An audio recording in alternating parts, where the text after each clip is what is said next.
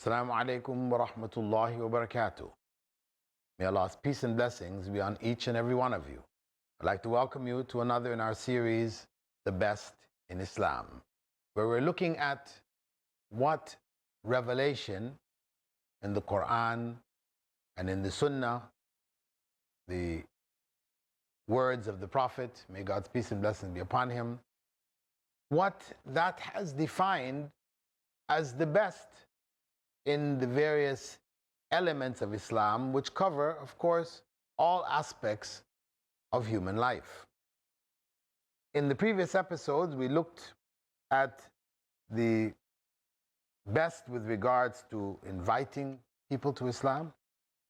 In this episode, we're beginning with looking at what is best in Islam itself, in terms of the practice of Islam.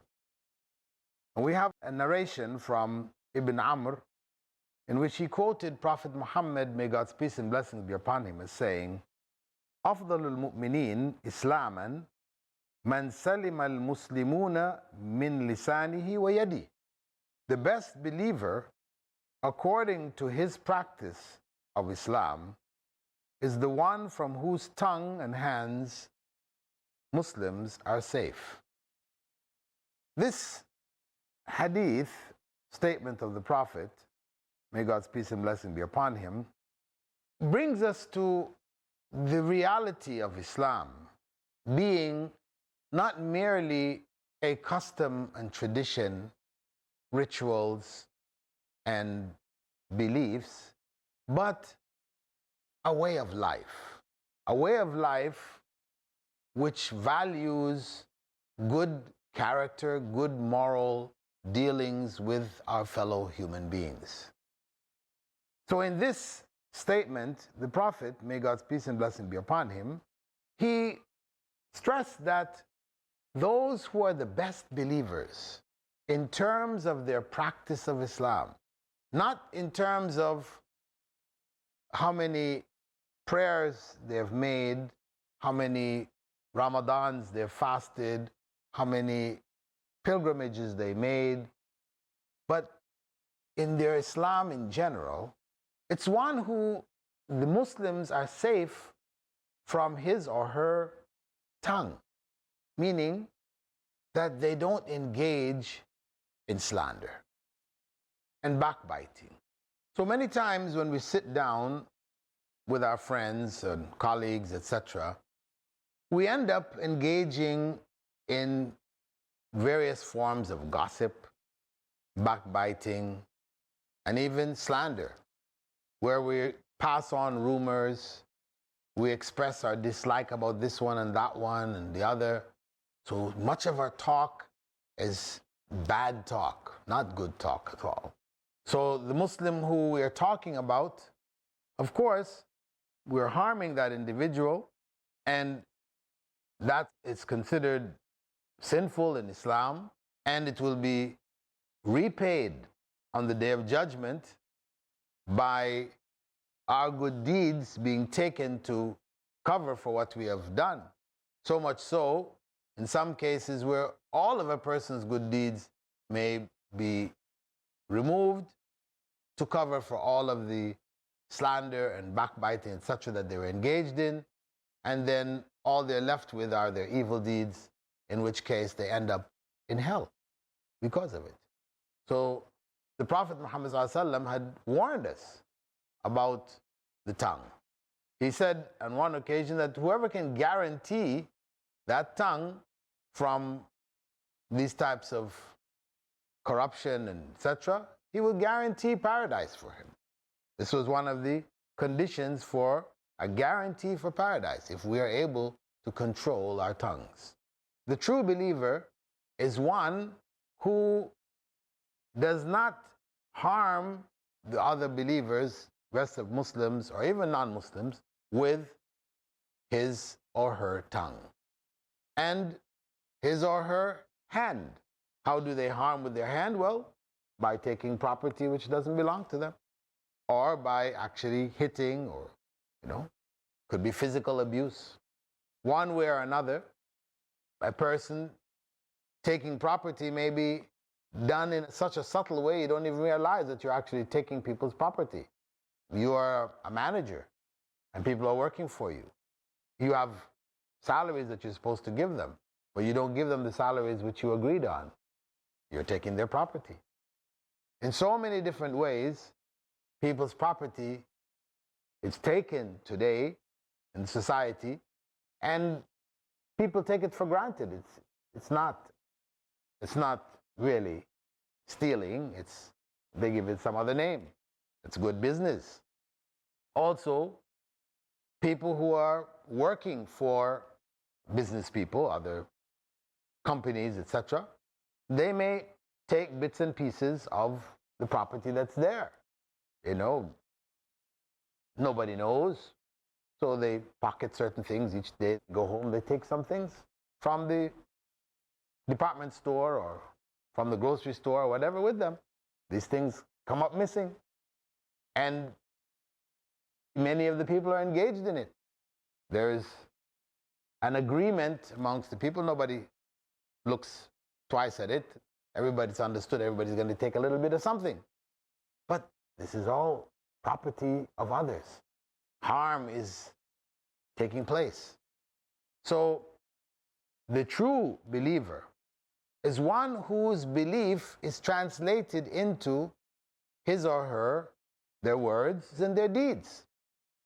This is why Allah subhanahu wa ta'ala also stressed when he spoke about prayer, our daily formal prayer, he said, Inna as-salat tanha anil fahsha'i wal munkar. That daily formal prayer prevents evil speech and evil deeds. That's what it's supposed to do. It should impact on us in such a way as to prevent us from speaking evil. And we know so many times Prophet Muhammad sallallahu alaihi wasallam, may Allah's peace and blessing be upon him, would encourage us to remain silent if we have nothing good to say. In a well-known hadith of the Prophet, he did say that whoever believes in Allah on the last day should either speak good or be silent. We should be conscious about what's coming out of our mouths, to try to speak what is better. Speak about good things. Let our talk be beneficial, not backbiting people, slandering people, spreading gossip, etc., etc. So this is a general principle that we need to be conscious of, because much of this people have done it so often and for so long that it has become a norm. If you don't have to talk about people, then what do you talk about? I know many people, when we discussed this, they said, well, my mom, that's all she talks about, and if I try to tell her, please stop, she'll get very upset with me. I said, but you can't sit there and listen to it, because if you sit and listen, then you become, a part of that process. The person who's spreading gossip will only do so if they have somebody to listen to them. So somehow, some way, we have to take ourselves out of those situations. And maybe people very close to us, who it's become so much of a habit for them, they would be very upset if we were unwilling to listen to them. So it's a struggle. It's not an easy thing to tackle in these times, especially, but we have to tackle it, because if we're sincere about being true believers, then we do have to control our tongues and our hands from harming others.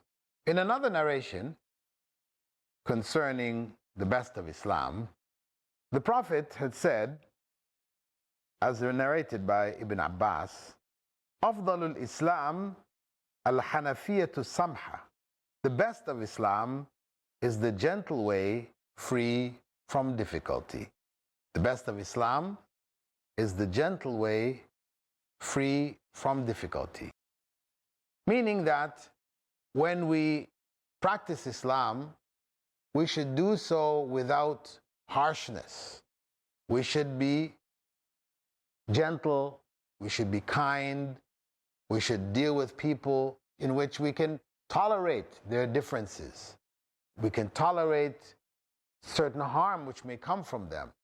We don't meet their harshness with harshness.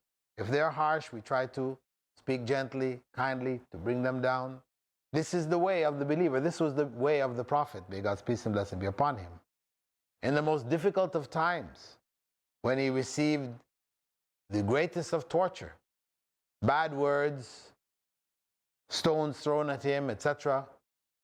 When you hear him speak following these encounters with the disbelievers, it's surprising. How could he do that?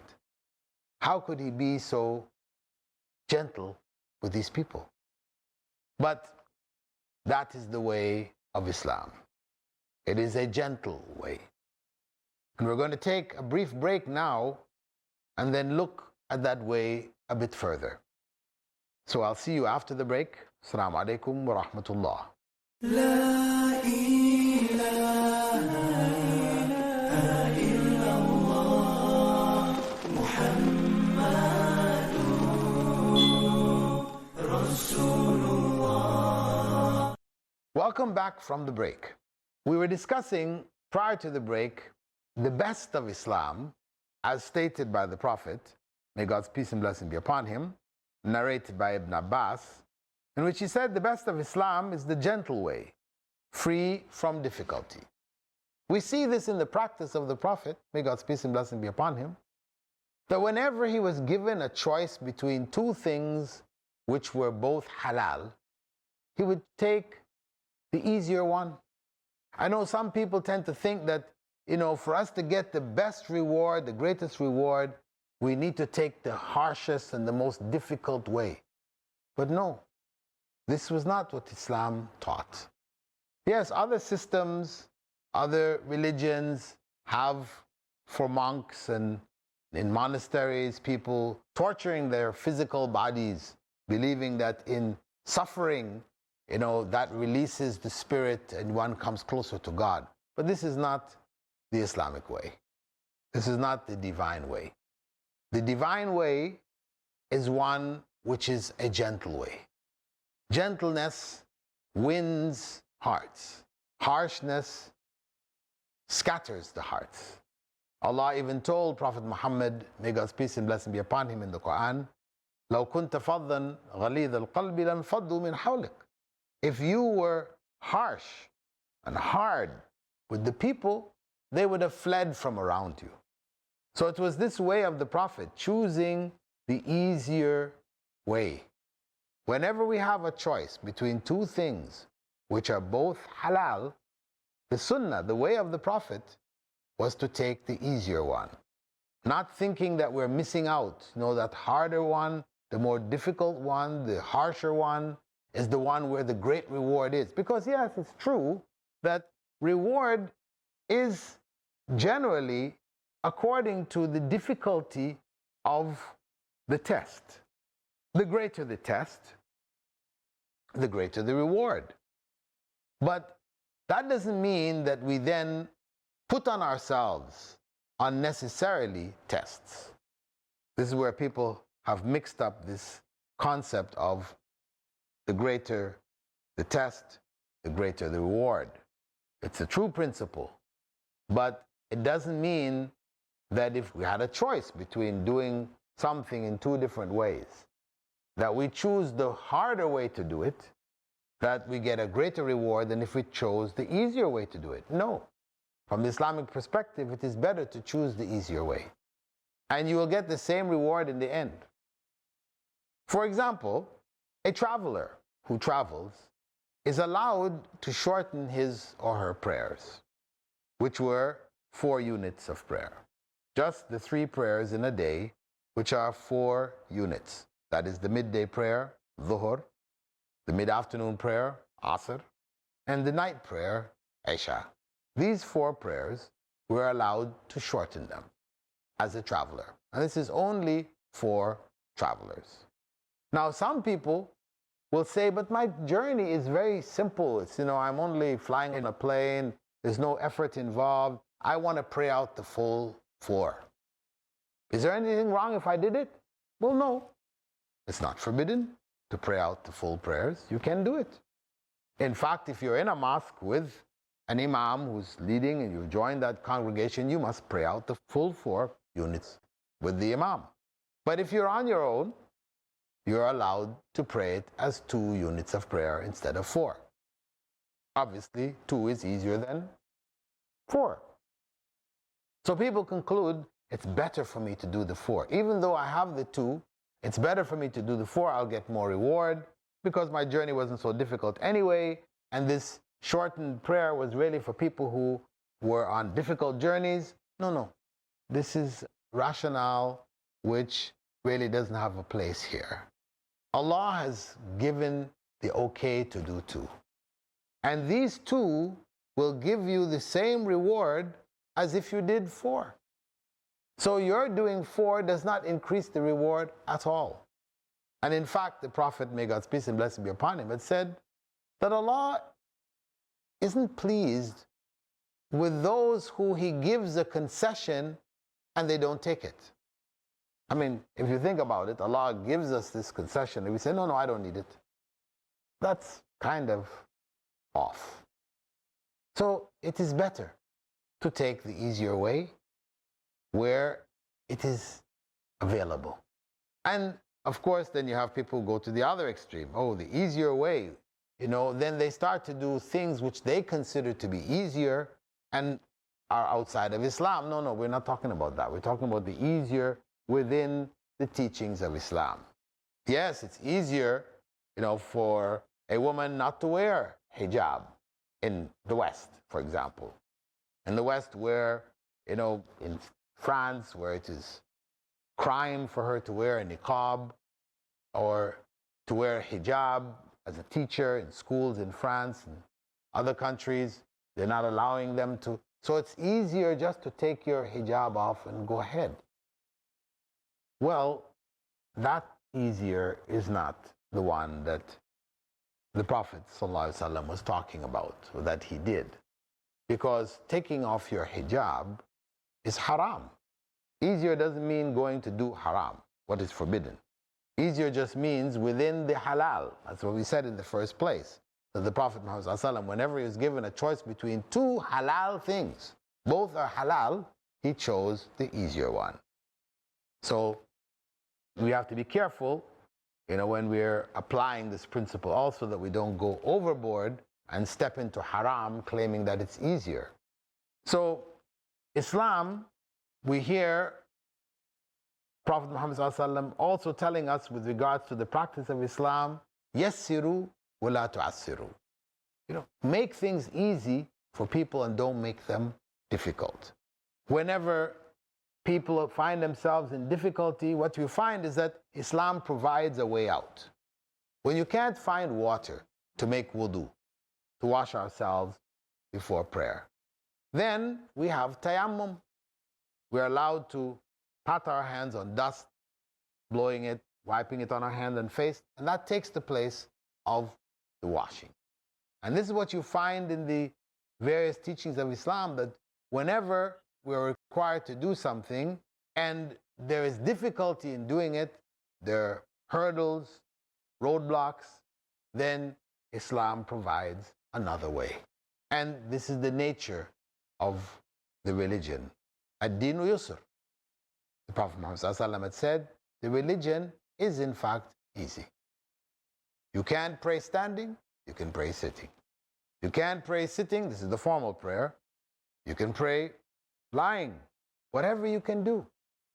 What is possible for you.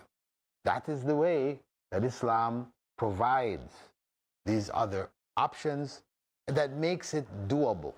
You can do Islam wherever you are, whenever the time arises. It's always possible. There is no time, no place, no circumstance in which you can't practice Islam.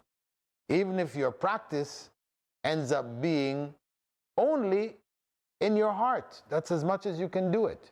You can only pray from your heart. You are quadriplegic. You are in the hospital. Your hands, your legs are up in traction, whatever. You can pray. You're just stuck in that situation. You can't even go and Wash yourself. You can't do tayammum. What do you do now? You make the intention for prayer and you go ahead and pray. Having made the intention for purification, even though you're not able to perform the acts, you make the intention for prayer and you go ahead and pray. So this is Islam, a religion which was prescribed by God for humankind. And humankind, human beings, need ease. They don't need difficulty. We run away from difficulty. And that is why within the teachings of Islam, ease is there. Yes, it means discipline. We may run away from discipline also, but running away from discipline is not a good thing. We need discipline. We need organization. We need our lives to be organized. So one could say, okay, that's difficult, to go and pray 5 times a day. This is difficult. But it's organization. Yeah, it's difficult to get up every morning and go to work. It's difficult, to do so many other things. It'd be easier just to stay in your home, just lie in your bed, watch TV. That would be easier. But life doesn't function like that. It requires us to make some effort. So where there's difficulty because effort is necessary, then that difficulty is not looked at as real difficulty. The benefits which come from it far outweigh not doing it. So Islam is the easy way. It is the natural way. It is the correct way. And this was the message that the Prophet, may God's peace and blessings be upon him, was conveying to us when he said, the best of Islam is the gentle way, free from difficulty. And with that, we're going to close out this episode, thanking you for being with us in our program, The Best in Islam. And we hope to see you again in future episodes, where we'll be continuing to look at other aspects of what is best from the perspective of Islam. Assalamu alaikum wa rahmatullahi wa barakatuh.